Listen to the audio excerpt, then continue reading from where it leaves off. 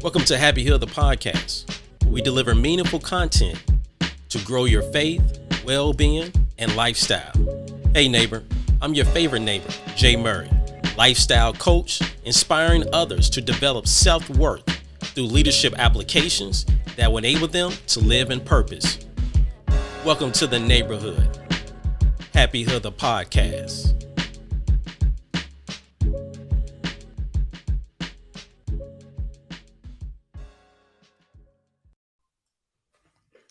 Welcome back to the neighborhood family. I'm your favorite neighbor, Jay Murray, and you are listening to Happy Hill, the podcast. And today's guest has over 17 years of small business experience. He is the co-founder of Los Angeles-based distributor Garuda Promo and Branding Solutions. He's also the host of the Small Business Show, where you can learn the tips and tricks of marketing, running, and growing a small business. Happy family, welcome to the neighborhood, my dear friend, Mr. Swire Ho. Hey, how you doing today, Swire? Good. Thank you for the warm intro, Jay.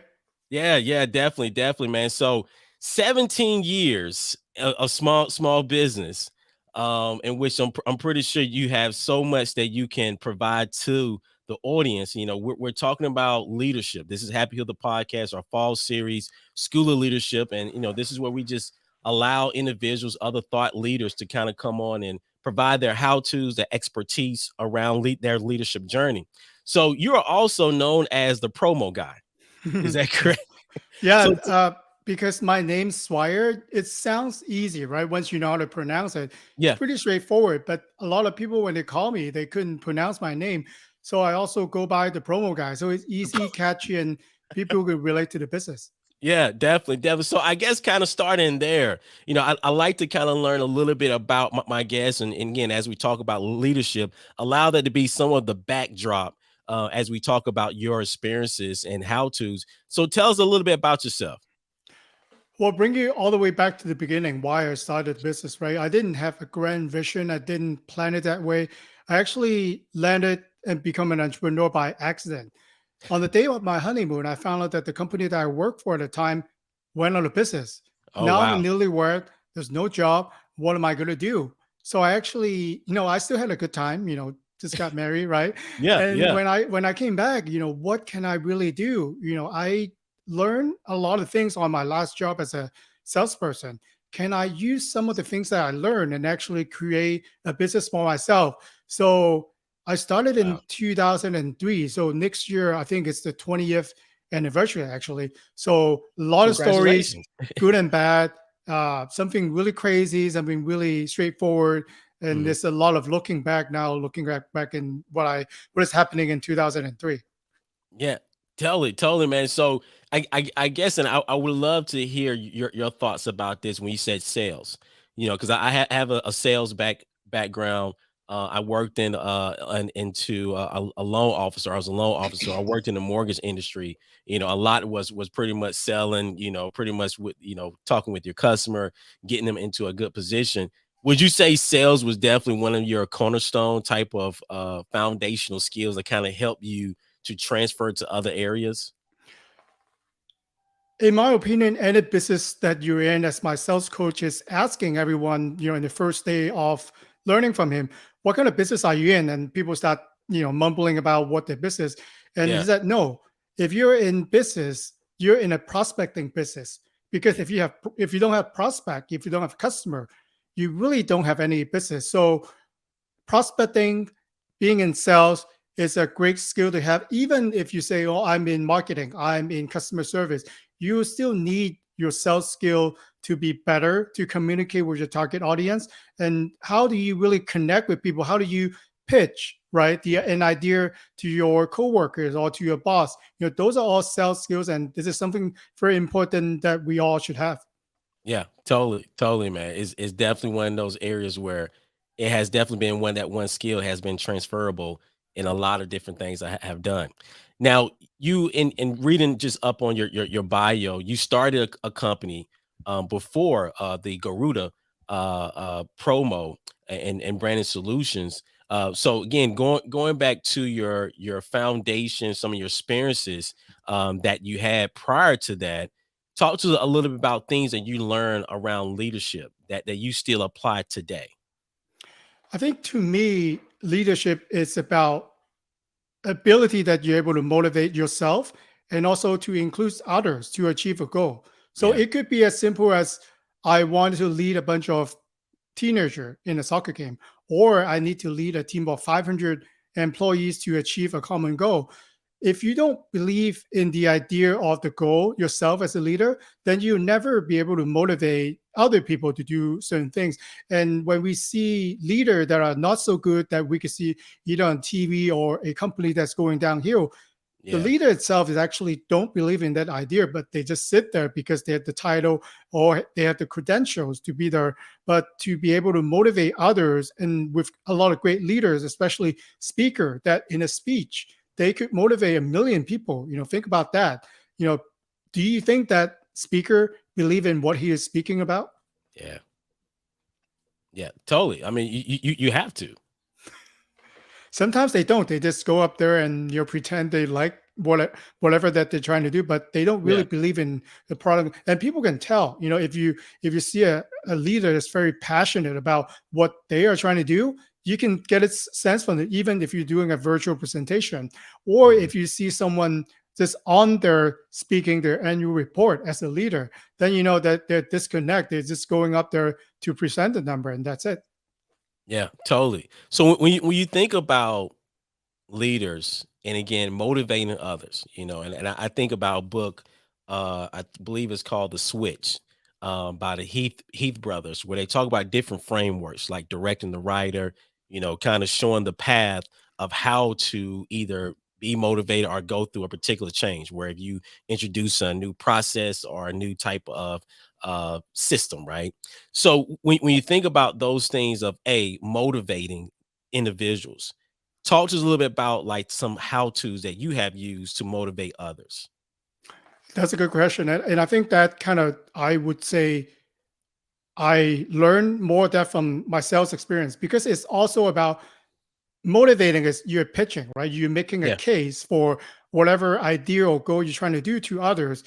If you're not able to motivate the other or pitch your idea to others, which they believe, then they will not going to do what you're trying to ask them to do. Try to coach. If you have coach kids soccer before, and you know that bunch of kids running around chasing the ball and try to get, you go that way, you go that way. And if you're not motivating to them and you're not able to communicate to the level that they understood, they're just yeah, going to go everywhere. And you're never going to have a team. You'll have people in maybe in the field running around doing whatever that they wanted to do, but you're not really leading them. So yeah. hopefully that analogy makes sense. Yeah, totally, totally. Because my son has played soccer, and Right. so I definitely have seen it, and definitely have seen the coach. Where I think if I had to kind of take one tidbit from that is communication. Often, right? Communicate over and over. What you're looking for them to do, and sometimes it definitely takes more than one time to motivate individuals to go out and produce, right? So kind of going from motivation, in which I have to again, you being an entrepreneur for over 17 years, when you think about execution, and I as a leader have kind of fallen on this particular, I guess, area of my leadership journey is getting more um honing my skills around executing, because motivating individuals and giving them the vision of where we're going is one thing, but then also ensuring that we're discussing and we're communicating how we're going to get there. How we're going to get there. And again, if you have any particular story or anything that you can share on how do you become a great executor, in getting the work done once it's been communicated. Think by motivating really yourself, because others will be watching you, especially once you present an idea, for example, at a meeting, then people are going to be starting work on their part. But if you don't do your part, and if you don't learn more than others, how can you motivate others? So I think by going back, looking back, I was one of the person that really trying to dig deeper, and I asked a lot of questions. A leader is one that needs to ask a lot of questions. And I'm still learning, but I think I try to stay away from assuming. If you, as a Yes. leader, if you try to assume something, that's when the time that things go out of the way. Yeah. Totally, totally. Because when you assume I mean, you put you make yourself and others, right? Look bad. But again, you take away the asking questions. You're able to have the clarity, right? You're able to gain that clarity that is needed to execute. And again, Swire, when you think about your businesses, well, first tell us a little bit about Garuda promo and branding solutions. Like, what do you focus on? What is I'm assuming it's around promo and marketing is the industry, but tell us a little bit about the business. Oh, thank you. So Garuda Promo and Branding Solution is in the promotional product industry, where a lot of people think about our industry, their initial thought, and I know, Jay, you have a lot of experience using branded merchandise, right? You run a successful online store. They will think about the word swag, which actually stands for stuff we all get. Our focus is actually the opposite. What if you could create an experience that connect with your target audience and make people feel like they're special, they're VIP? We Mm, all like to be treated as a VIP. We don't want to be treated as just every other body, right? yeah, And how do you actually connect your audience with the branding where they will actually pay money? As you probably know, with the online store, your branded merchandise just because they want to be associated with your brand. That's something, a conversation that I've had with our clients every day. yeah, totally. Because again, what the greatest advice I got around branding is, branding is truly a relationship. you know it's how people feel, when they see your product, when they wear your product. So with what you do, are you more of a business to business company where you help other business identify their target audience and think about their branding strategy? That's why I like the promo business. We can work with some of the biggest company in the country, and we can also help small businesses. And because from my background, running a small business, I know those are the group that needs a lot of help. Because if you're a big business, you're a big budget, you already have ad agency helping you, so you probably pretty much set and know what you are trying to do. And it's a small business that especially when it comes to promotional product, they think that we have to market to everyone, Yeah, but we know that we're in sales and marketing. When you're marketing to everyone, you're marketing to no one. So sometimes it's a fun conversation chatting with a small business owner about why they should focus and why, even if you have a lot of product with your name on it, you shouldn't give it to everyone. Why yeah. is that? Yeah, totally. So definitely it's a little bit of identifying your target audience to understand that you're directly marketing to them. When you think about and as you coach others, around either identifying their target, really understanding branding strategies. What's certain things that you help them to overcome? Is it, because as an entrepreneur, I'm pretty sure you have dealt with this, is that sometimes we get in our feelings. Sometimes we can be very emotional about a product or a service, but yet it's not necessarily something that's going to be profitable, right? It's just something that we're emotionally attached. So, how do you, or what ways do you work with your clients to help them see the big picture around how they're going to get their brand out there and just promo type of strategies? Yeah, that's something that I continue to learn myself today. Is I have to tell myself a lot of times that there are always going to be someone at better than you doing a task. Yeah. You as an entrepreneur, most of us would think that we're invincible. We know how to do accounting, we know how to do digital marketing, everything. We are also the delivery guy, right? We're the best at what we do.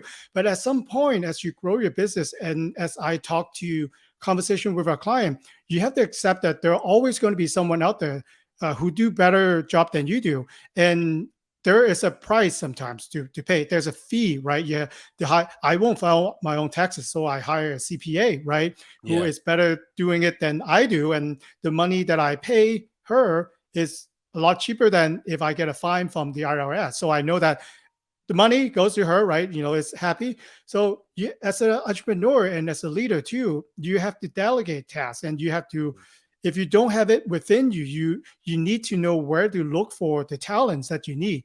It might be a form of your internal team, or if it does not exist right now, you have to go and find someone who actually do it 10 times. If you can able to find a person that do the same task 10 times better than you do, Yeah. any money that they ask for, you should that you can afford, you should definitely do it. Yeah. It's one of those things where identifying those that are better than you in areas where you're not that strong, right? It's And tough though, especially for a small business or entrepreneur. Like, we are the best, and yeah, you have to get over that. yeah, you do. And I think to your point, once you identify great talent, how do you keep great talent? Now we know the pay is definitely is maybe a top priority, or could be, right? Who knows? But how do you retain great talent? It's pretty simple, and a lot of people think too much about that. It's about appreciation. It's as Mm, simple as that.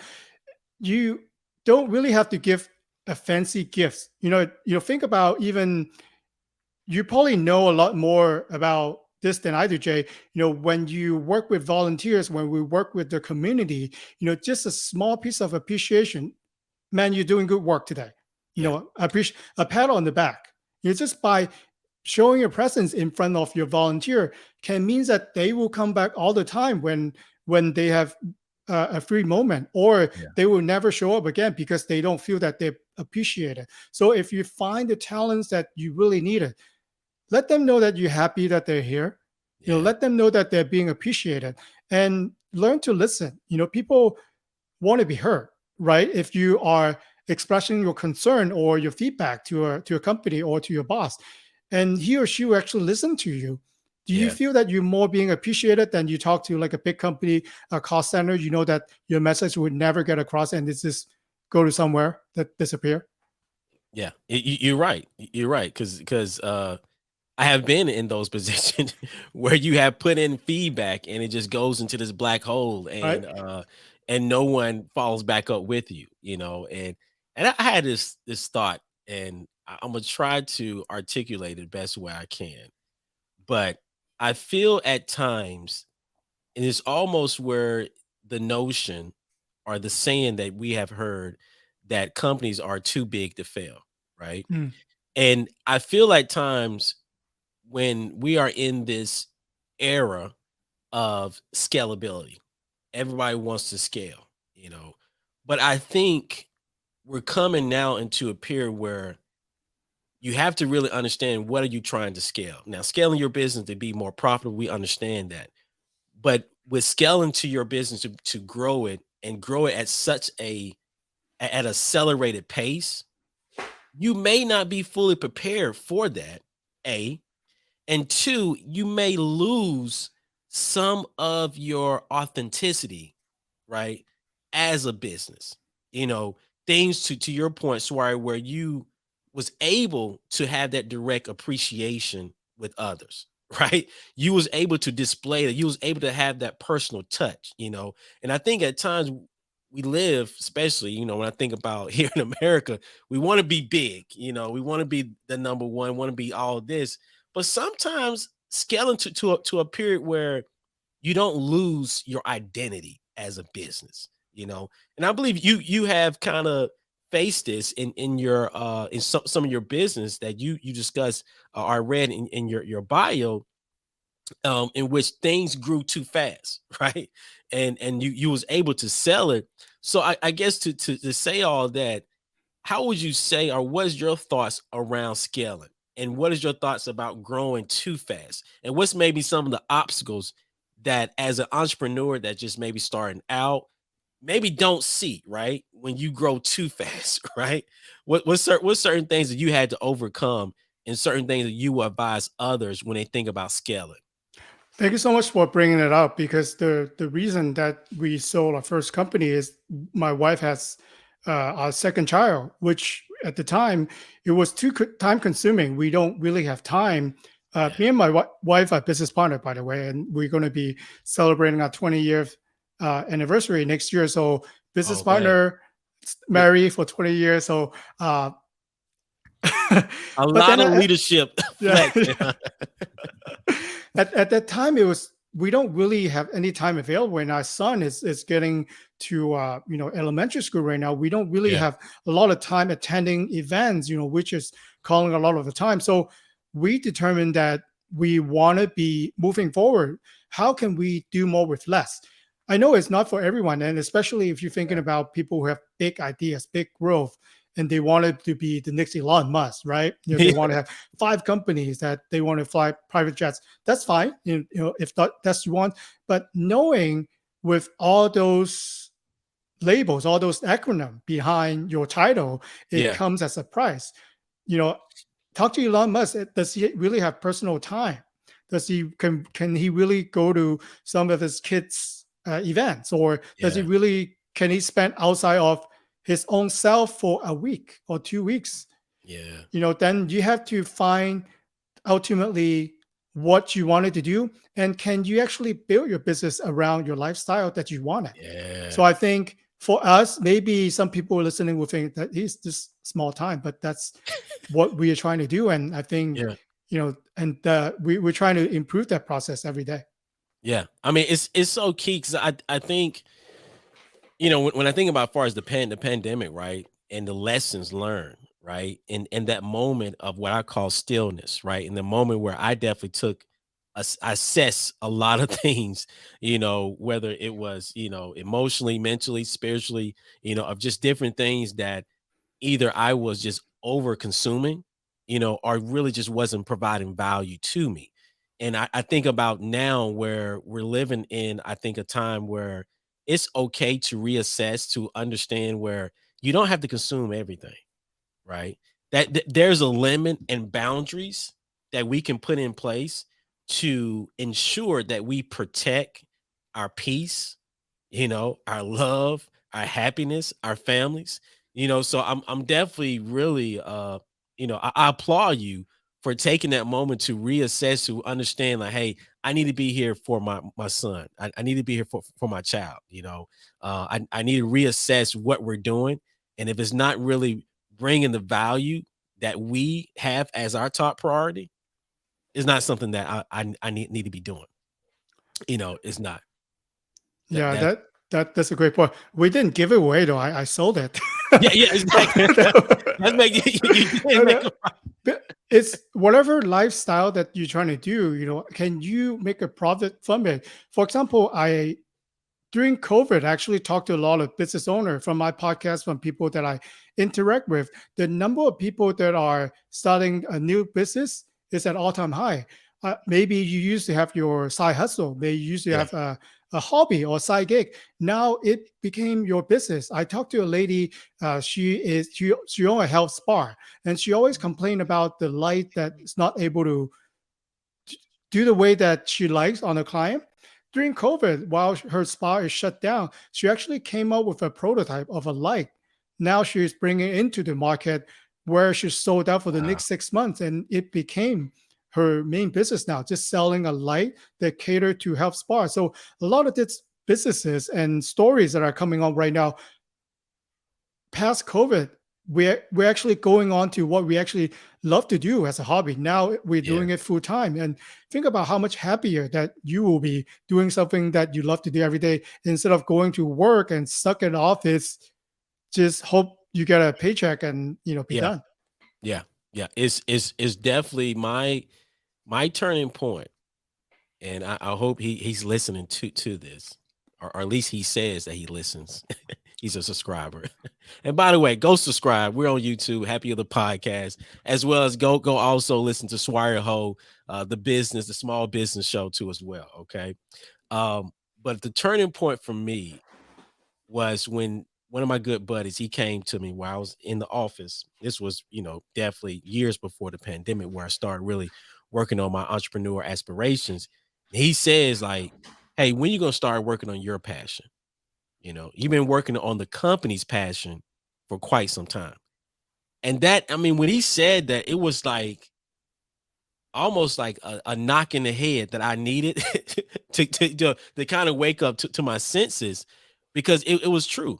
And I think that the pandemic definitely have given us a moment to reassess, like, hey, when I'm really going to take that hobby to the next level, you know, when I'm really going to really make sure that my self-care, my health is a big priority, and I'm not just working to get to that next level, but yet I'm really thinking about the things that I want to do that allows me to live the lifestyle that is pleasing to me, not to you, not to Susie or Joe, but to me, right? That is pleasing to me. And kind of speaking on that, in your own thoughts, again, me and my good friend had a conversation about turning hobbies to business. And and the way that we was thinking about it is that until you really pressure test your hobby to really see is if it is a business, you will never know, because certain things that we do are simply just a hobby. And this is where the emotion kind of comes to it, because as an entrepreneur, you have to really remove your emotions from whatever product and service that you're doing. So I'm curious to know that those the individuals that you spoke with that have turned their hobby to a business, what certain things led them to do that, and what certain things they had to overcome, like what some obstacles they had to overcome to make sure that, hey, they can really turn that hobby to a business. Well, I think for as far as starting a business, if listener is listening, thinking about doing the business, I think now is a really good time to start because through the pandemic, we are more accommodating to people that we interact with. Before when you are in business, you need an office space, you need like a retail front, right? Yeah. People expect to meet you and we talk business in a physical space. But now look at me and you, Jay. We're in a different state and we're Yeah. having this engaging conversation. So if you have access to a computer, a decent camera and a mic, you can actually do business not only in the US, you can actually do business worldwide, which is Yeah. what the spa lady is doing. She's selling to Europe, to Asia. And then think about how big the market will be if you expand whatever niche you think that you're. Yeah. And sometimes we call ourselves weird, right? I'm weird, but there are a lot of weird people out there outside of the country. What if Yeah. you can connect all the what I don't say weird, but all the special interests or niche that Yeah. you have from across the world. And with your passion, with your energy, people actually believe in you. People actually watch you. I always joke to my wife, if I'm born right now, if I'm a teenager or 20 something, I will be a streamer playing video game every day. Yeah. And before, when I was a teenager, and my mom tell me that if you play video game, you're gonna be not gonna be successful. You're gonna be bankrupt. But now look at all the streamer right now. I just been to my first esports event. The grand prize is $1.2 million. So if you win, you're a millionaire. Yeah. So mom, like if you're listening right now, like if I'm born like 20 years younger, that's where I'm gonna be. So think about Yeah. maybe it's not exist anymore or it's not available yet. Why don't you make yourself the first one? And you can actually, it's good and bad to being first. But Yeah. then if you have the passion, if you really truly believe in what you do, then being first sometimes is what it takes, for others to follow you and to turn an idea into profit. Yeah. Yeah. It's definitely we're going in, I mean, a new type of territory, where my son, he plays video games, and to your point, whether it's what's this, Twitch or other platforms, where, I mean, video gaming is going to continue to, evolve, and a lot of different opportunities, where I heard someone said this is to where, the traditional worker or skilled worker, what we know 20 years, where, hey, you went to college, you went to work in corporate America.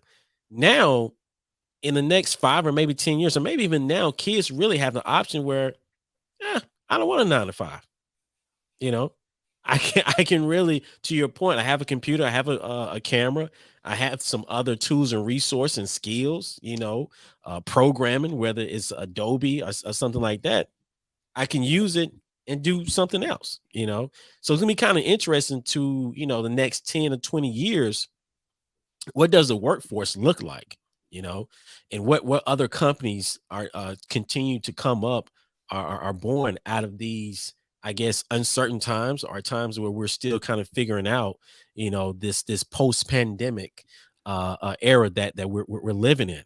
I want to kind of get into a couple things, and where you talk about far as working with your wife, being a co-founder with your wife, and me and Mhm. my wife, she has her own side business as well. She does balloon decor, JL Designs. Mm. For those that's JL Designs, you can definitely follow her. JL Designs underscore Charlotte. Follow her there. But she has her business, I have mine. And again, the times where we have to, okay, you're the business owner now, I'm the husband, or when we have to flip, right? And I'm curious to know about just the dynamics of working closely with your wife. What certain things you had to potentially overcome, or what certain things you feel like a skill that you have been able to develop through those times of building that working relationship with your wife. For the record, she was the boss and she's the smart one.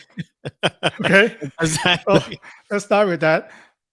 I think as we have a relationship as husband and wife, we also have a business relationship as business partner. So you're right. You have to balance it. I can't tell you how many times that the first thing we said to each other when we wake up is, "Where's that UPS shipment? Is it going to arrive today?" Uh, Or when we have a moment at maybe a romantic dinner at a restaurant, we will dabble into work before going on to a day. So I think we do learn to balance ourselves, and we try to set schedule, right? yeah, We want to be flexible and accommodate our kids schedule, and we also need to maintain our business, and we also have a relationship. So yeah, I think it's fun. I'm learning something new every day. So if you do have someone that you love, and because I know that she will back me up 100%, that's something that you might or might not get from your employees or from people who you love. But then if it is someone that you want to spend your life with, then you know that they have your back no matter what. So that's something I know I could fall back on every single day. yeah. It's definitely to your point of the balance. That's been something that we've been doing, and with her, you know, um, her business, she's been doing really, really well. And weekends can be very busy for us, because she will have different clients that she will have to go do the balloon decor and other things. And to your point, at first I wasn't really big on, wow, I got a set schedule just for us to go out on a date, you know. But you learn that balance is there, right? You want to make sure that individual continue to feel supportive, supported, and that you continue to be there. And at times, yeah, you pivot and you flex, to make sure everyone is, at peace, right? And it was like, hey, well, if it's going to take for me to do that, I'll do that, right? I'll do that. So again, kind of ending on this note here, Swire. Um, how would you define leadership? I think really it's just believe in what you do so you can actually teach, motivate, and let others to be able to do. Because I really looked at what's going on. Don't want to get into too much detail with people in business, people in politics, right? Our leaders, Yeah, right, for the country. exactly. Some of them, do they really believe in what they are proposing to you and what they are trying to pivot, right? The company, that's the word that they like to use. Are we able to motivate them? If you just look at them talking, right, through video, are you really being turned, and do you wanted to really step behind? This is what I'm passionate. I'm going to be sticking behind of whatever that the leader is trying to ask us to do. I know it's for greater goods. Are you able to create that for people that you're trying to motivate or trying to pitch, right? Because the more passionate about what you're trying to do, the more passionate about what the goals and ideas you're trying to achieve, others will see it. Sometimes you don't actually have to say it out loud. People will see it, that you're really passionate at doing something. They'll actually reach out. I know that you're doing that. Would you like some help? Yeah. And the answer will always be yes. And for great leaders, they always have those sidekick, right? We people behind the scene who are doing everything for them, who would be standing behind them for years and years. That's why, because they're drawn to the passion, they're drawn to the energy. What's your energy? So you have to really answer first to yourself, what as a question, before you wanted to try it out and go lead others. Yeah. Totally, man. Totally. What's your energy? What's your motivation? How you going to communicate that out? And a passion attracts other passion, you know. Other energy attracts other energy. So it's definitely key there. Swire, what's some of your social media handles that people, if they want to learn more about your business, learn more about just your host of the small business show, where's individuals can look you up? Thank you, Jay. I like networking. So if you find me on LinkedIn, just put in Swire Ho. Love to connect with you. Our website is garudapromo.com. Really, when I create the small business show, I think about my past experience because I didn't know anything at all. And the resource that available to me 20 years ago is basically none. And I didn't really tell you that story, but I cold call 100 people in a day Oh just wow. to learn my sales pitch, and then it end up badly. What if I could interview an expert in sales? He or Yeah. she can tell me the exact idea how to connect with target audience. I didn't learn it 20 years ago. What if I just throw everything out there in terms of Yeah. marketing, in sales, or even, how do you set up your corporation legally? Maybe you're running a business, you don't really have the right certification. You're running a business illegally. Yeah. How did Yeah. you know that? If you just started out, you can't know everything. And going back, that's why I created the small business show, is really to find out the expert in the field and bring them along and ask them to talk about their expertise.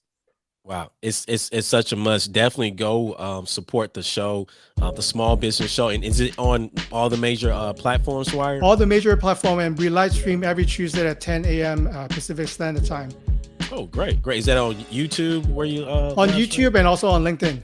Okay. Ooh, cool, cool, cool. So definitely go check that out. I want to thank my guest today, Mr. Swire Ho, for being here in the neighborhood. Thank you for your expertise. Definitely go check out all the great things that he's doing.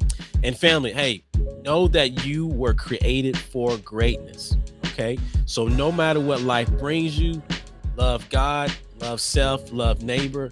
I'm your favorite neighbor, Jay Murray. Until next time, be blessed.